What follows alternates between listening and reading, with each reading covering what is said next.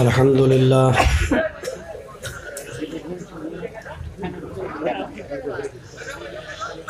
अल्हम्दुलिल्लाहि नहमदुहु व नस्तईनुहु व नस्तगफिरुह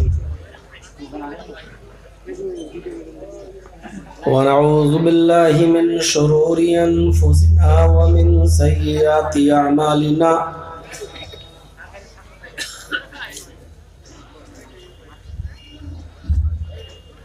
मन यहदिहिल्लाहु फला मुज़िल्ल लहु व मन युज़लिल्हु फला हादिय लहु।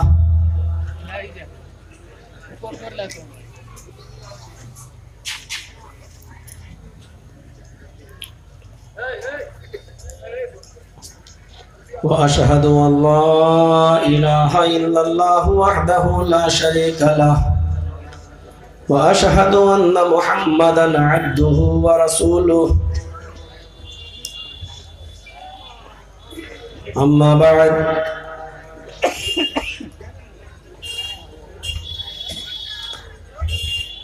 फ़इन्न खैरल हदीस किताबुल्लाह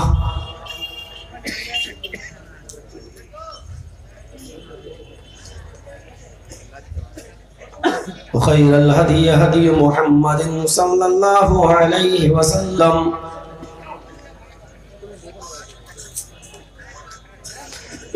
व शर्रुल उमूरि मुहदसातुहा व कुल्लु मुहदसतिन बिदअह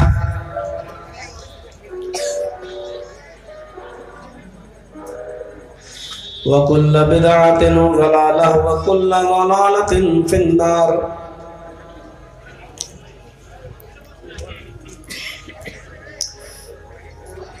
अऊज़ु बिल्लाहि मिनश शैतानिर रजीम।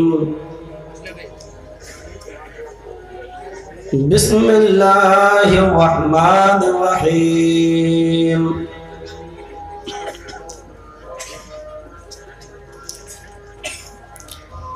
वमा खलक़तुल जिन्न वल इंसा इल्ला लियअबुदून।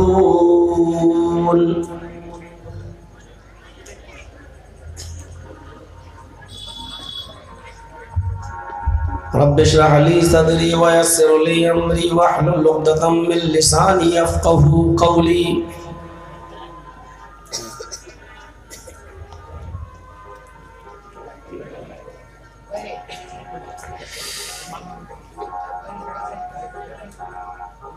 स्टेज पर तशरीफ़ फरमा मुअक्कर उलमाए किराम,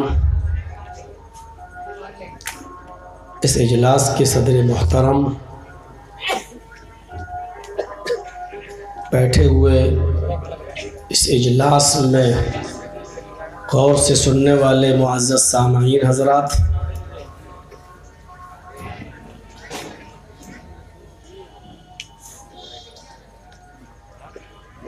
पर्दा नशीन इस्लामी ख़वातीन माँ और बहनों,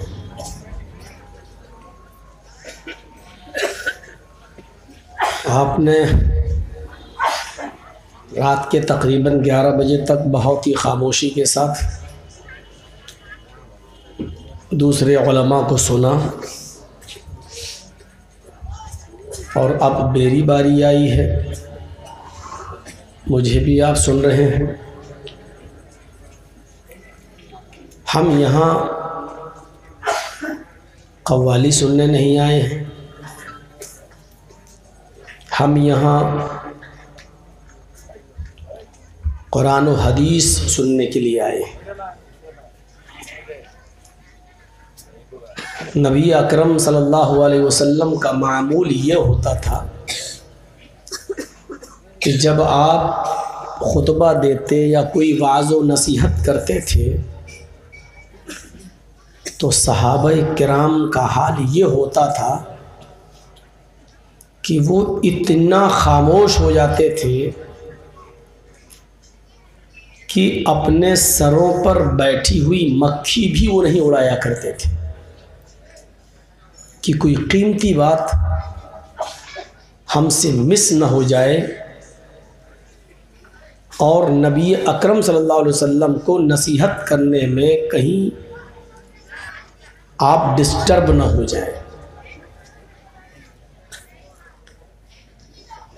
इस बात का ख्याल रखिए। इसमें कोई शक नहीं है कि जलसा सुनना न फ़र्ज़ है न वाजिब है। अगर आपको किसी किस्म की कोई दिक्कत या तकलीफ़ हो रही है, आप उठ के जा सकते हैं अपने घर पे, आपको कोई गुनाह नहीं होगा। लेकिन शोर करना, उठक बैठक करना, लोगों को चीरते हुए आगे बैठने की कोशिश करना, जलसे को बीच में छोड़ के भागना, ये सारी चीज़ें सही नहीं हैं। हम न तो किसी फिल्मी दुनिया के एक्टर हैं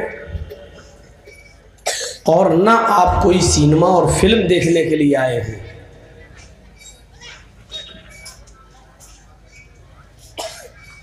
कुरान और हदीस की दावत है, मदरसे की तामीर और तरक्की के लिए, और पूरा साल मदरसा कैसे चले इस सिलसिले में ये प्रोग्राम होता है।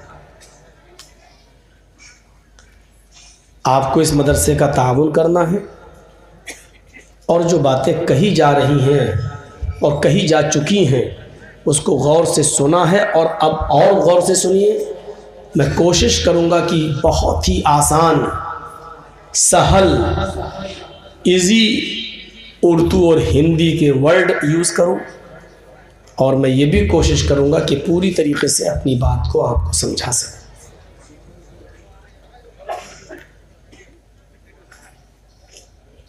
मुझे मालूम है क्या 80%, तकरीबन 80% तकरीर तो आप हमारी समझ ही लेते हैं। मैं कोशिश करूंगा कि आज 90% समझ जाए। अच्छा होगा 100% भी समझ में आ जाए। लेकिन आप की लैंग्वेज बंगला है, हम उर्दू बोलेंगे, थोड़ा सा कॉपरेट आप हमारा कीजिए, थोड़ा हम आपका करते हैं, और ऐसे ही दुनिया की गाड़ी चलती है। थोड़ा सा आप सरेंडर करें अपने आप को, थोड़ा सा मैं करूं, बात बन जाएगी। आप भी जिद करेंगे और मैं भी जिद करूं तो जिद कभी कामयाब नहीं हुई है। आज भी लोअर कोर्ट में, हाई कोर्ट में, सुप्रीम कोर्ट में जितने भी केस पेंडिंग हैं वो इतने ज़्यादा हैं कि अभी सुप्रीम कोर्ट के सीनियर जज का बयान आया था कि मैं 1980 से लेकर 2000 तक, 2000 तक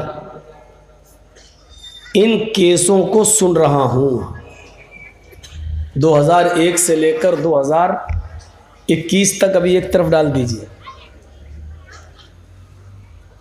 1980 से 1980 से 2000 तक केसों को सुन रहा हूं, और इन केसों को सुलझाने में भी हमें 300 से 400 साल तक लग जाएंगे।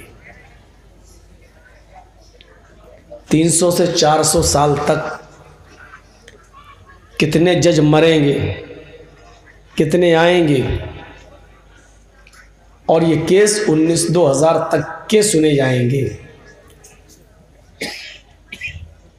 इसलिए सुप्रीम कोर्ट का ये भी बयान आया था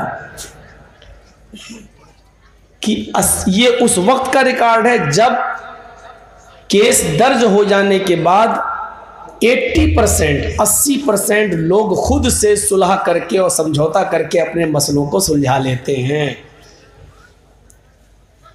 जो 20% हमारे पास रह जाते उसको सुनने में हमें 300 से 400 साल लगेंगे, और जो सुलह और समझौतों से हल ना हो तो आप देख लीजिए, एक केस बाबरी मस्जिद और राम जन्मभूमि का सुलझाने में कितना टाइम लगा, कितने लोग मर गए, कितनी पुश्तें बदल गई, कितनी नस्लें चली गई। 1949 तक तो उसमें नमाज पढ़ी जाती थी, 1949 के बाद उसमें नमाज पढ़ना बंद हुई। ताला लगा और 2020 में उसका फैसला आया।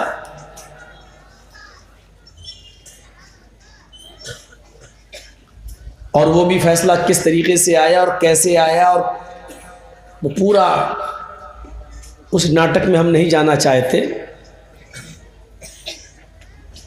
अपने देश की बदनामी करना कोई अच्छी बात थोड़ी है। जो भी हुआ ठीक है,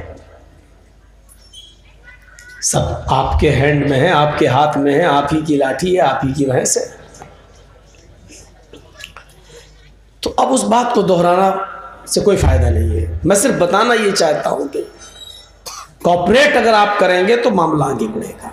बीच में आप हंगामा करेंगे, बोलेंगे, शांत शोर करेंगे तो हम भी डिस्टर्ब होंगे, आप भी होंगे, दूसरे भी होंगे। आज मुझे बहुत लंबी चौड़ी तकरीर नहीं करनी है, ये आपके जहन में मैं डाल दूँ। और ये भी बता दूं कि बहुत ज़्यादा चीखने और चिल्लाने वाली तकरीर भी आज आपके सामने नहीं करनी।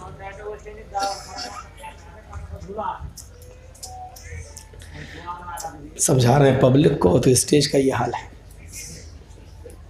जब दूल्हा ही बिगड़ा हुआ हो तो बारात का क्या हाल हो।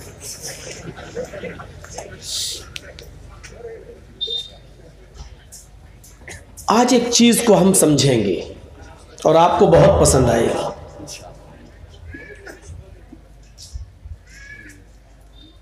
कुरान करीम की इसी आयत पे मुझे चलना है बस, जो मैंने पढ़ा है।